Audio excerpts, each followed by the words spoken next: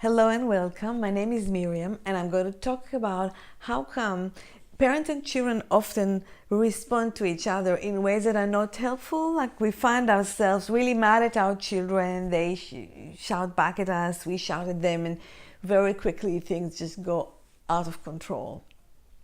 And to explain what's really going on, the best way that I know to do that is to use Dr. Dan Siegel's hand model of the brain.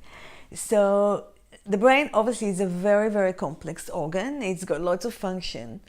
And Dan Siegel simplified it and looked at three parts of this brain, and I'm actually going to simplify it even further. If you want all the scientific words and scientific explanations, I'm going to have a link and you can listen to Dan Siegel's lecture.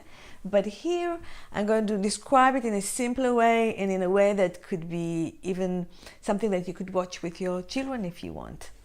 And so I created a glove. I actually asked my mom, thank you mom, I asked my mom to knit it for me, and that glove has got three colors and they each represent a different part of the brain. So the red part is representing the inner part of our brain, the more primitive part of our brain that's responsible for our body functions. It raises our blood pressure, it secretes hormones into our blood when we're stressed, and it does lots of other things. This is the part that's responsible, as I said, to our body functions, but it's also responsible to our emotions. And then there's this small part that's the internal alarm system we all have. It's a part that takes the input from all the senses and does a quick risk assessment.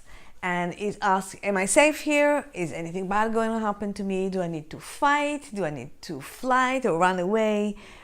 What do I need to do in order to meet my needs? And these two brains, the body brain and the alarm system, work very, very closely together.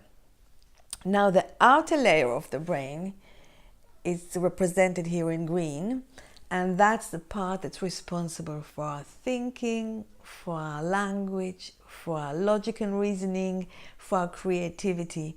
And when we're calm and relaxed, then the red and yellow brains are hidden and the green brain is in charge. And that's where we'd all want to be, because it means that we are calm, we're happy, we can learn, and we can play, and we can be just content when this brain is in charge.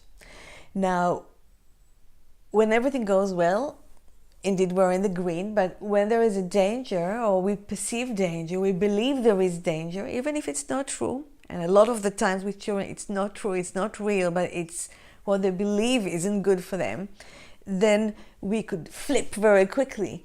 And when we flip, the red part of the brain takes charge, and we haven't got access to our thinking, for our reasoning, for our logic. So when your child is there because they're so upset, and you can basically you can see when people are in the red by looking at their body language and the tone of voice, the way they speak, or they shout or cry. If your child is here, there's absolutely no point in reasoning and in talking and trying to make any sense, because this brain of theirs isn't actually engaged. They're not hearing you. Okay, now I've got two gloves and they're here to represent two people. So what happens a lot of the time, say your child's happy playing a computer game and you come in and say, hey, we need to stop, we need to go. A lot of the time the child feels, oh, that's not what I want, it's not what I need, I don't like it, and they get a little bit upset, and they would maybe ignore you, maybe they're going to speak to not a very nice language, they may basically not listen to you, and you get upset because you feel disrespected, and then you get a little bit into your red, and you'd maybe shout or raise your voice or be really assertive. They get upset, and in no time there's this escalation, and at some point you both lose it. So you both shout, and you both at that point think your life isn't very good, nobody loves you, nobody respects you, nobody cares about you. You both have lost it.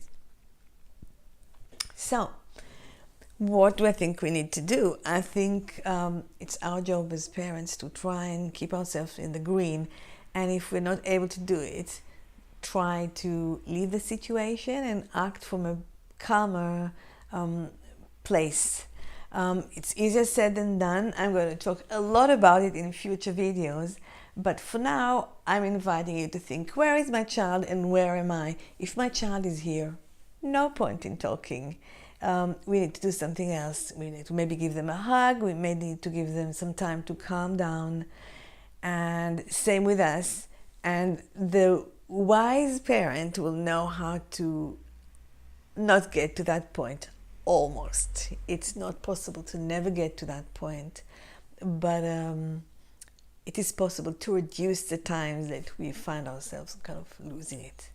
And this was demonstrated with 2 people. I've got 2 hands and 2 gloves, but if I had 5 hands, you can imagine what would have gone on with a family of 5, where each person reacts and responds to each other person's feeling and communication, and how things can go wrong.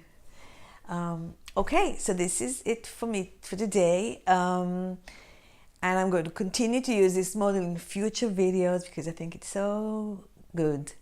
And I'm going to expand on many of these points. If you want to make comments, please do. And if you want to ask questions or ask for future videos, let me know in the comments below.